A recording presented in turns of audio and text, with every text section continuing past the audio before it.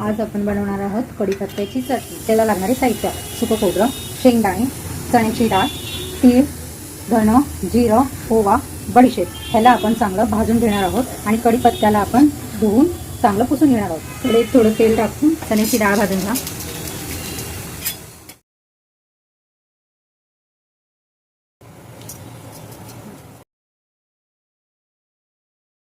हे बघा, हे भाजून घेतलेलं आहे चांगलं आपण, आणि याला भाजून थंड करून आपण त्याला मिक्सरमध्ये बारीक करूया। आवडीनुसार, चवीनुसार मीठ आणि आपल्याला जसं तिखट तसं चटणी वगैरे टाकून याला आपण आता बारीक करून घेऊ जाडसर।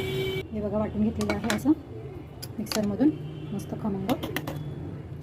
ही बघा, आपली चटणी तयार झाली आणि किती छान सुगंध येते। आणि आपली ही पौष्टिक अशी कढीपत्त्याची चटणी आहे, जी आपल्या शरीरालाही खूप छान आणि केसांसाठी खूप छान आहे। बघू शकता, अशी तुम्हीही बनवा आणि हेल्दी राहा। थँक्यू।